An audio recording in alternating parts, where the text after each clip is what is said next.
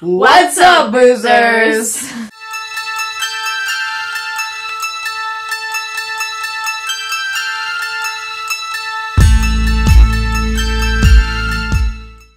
Today we are going to do Don't Breathe. We just saw it in the cinema.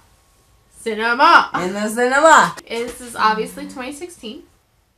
We both really enjoyed the film, but it was ruined by the poor cinema's quality. We go to a local cinema here, and there was a problem with the subwoofer, to say the least. And it was like vibrating the entire 2 rows of chairs, and every time there was any kind of bass happening, it was like and shaking. At first we thought it was an artsy horror film thing, and then it just kept happening, and we're like, we're just in, you know. So I feel like my review is not going to be as unbiased as it should be, but I'm going to try to get it there. A group of 3 young, not kids, but hoodlums. Adults. Whippersnappers?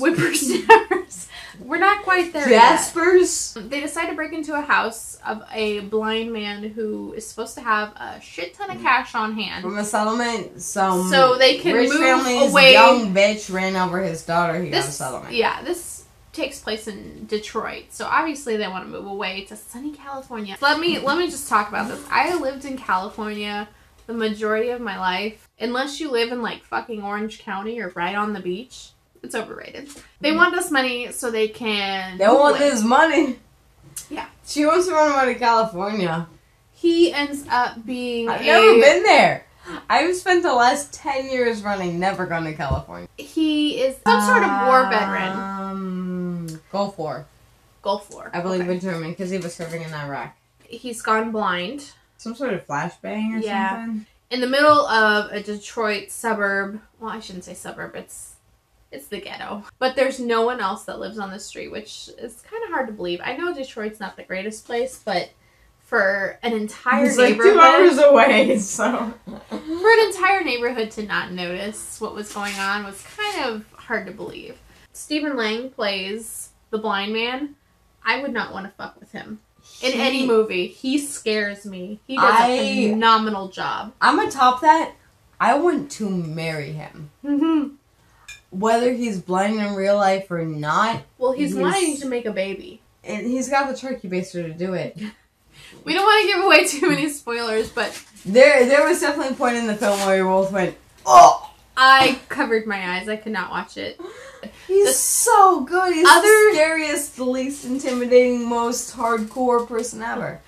Other than him actually being in the film, what I liked about this was the way they used the sound. And I know I was just complaining about the vibrations and all that, but the fact that it went completely quiet when they were trying to hold their breath and not get him, and you could hear him walking, and while you're in the theater, you know, it's surround sound, so you could hear him move. So it was like you were in the situation with them. I really liked how they utilized that. I thought that was great. Still didn't really give a shit about the characters.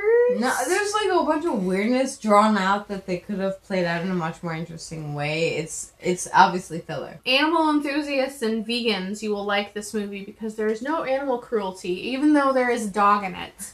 They do not harm the dog. He's supposed to be a mean, aggressive Rottweiler, and then you're close every up on time him and you're like, oh my god, do you want a biscuit, little baby? Come here! He just wants to play, like, you can see his tail wagging. It's so cute. The cutest thing ever. I don't feel like I was as scared in this movie as I was supposed to be. You can feel You can feel a tension building. It's rated pretty high. I mean, came out last week and people are apparently thinking great things about it. Apparently. I think it was pretty decent. It's definitely worth your time to go see. Oh, very much so. I just felt like some parts of it were put in because when they start getting into these situations with the blind man, you're thinking to yourself, oh, these poor people, and then you have to stop and rationalize, no, they broke into his house. He has the right to defend himself. But then at one point you feel like, oh, but you know the stories behind the characters, and I can be okay with. That's and then the great part of it, though, is it's such an extreme, evident portrayal of the reality of the judicial system at this point. Right. And they throw in a couple other little twists and turns as it goes on, so you can rationalize feeling bad for the bad people. You know, the news at the end is, here's a killer and kidnapper, and he's the good guy in the situation. And IMDb rates this a 7.8 out of 10. It came out a week ago. People are excited.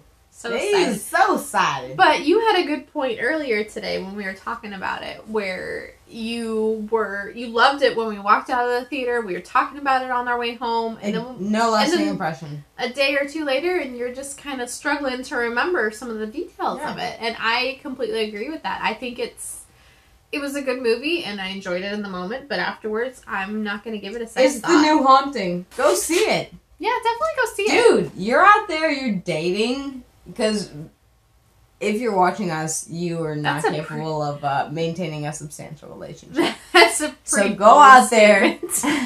Alright, so maybe I'm vapid and jaded, but go out there and say don't breathe, you know? Absolutely great film. Usually it's, the people break into the house and you're in the mindset of the person that's being broken into, like, oh my god, I gotta defend my house. This is like the reverse role of that, and I kind of like it. I liked it. Very realistically, politically speaking and socio-economically speaking, it's a very realistic portrayal of suburban America these days. So, so make sure to comment down below if you've seen this. What did you like about this movie, if anything? And make sure to like and subscribe to this channel. And we do videos 2 times a week on this channel. We also have the social medias down below. They're down here. Until next time, stay awesome, keep boozing. Cheers.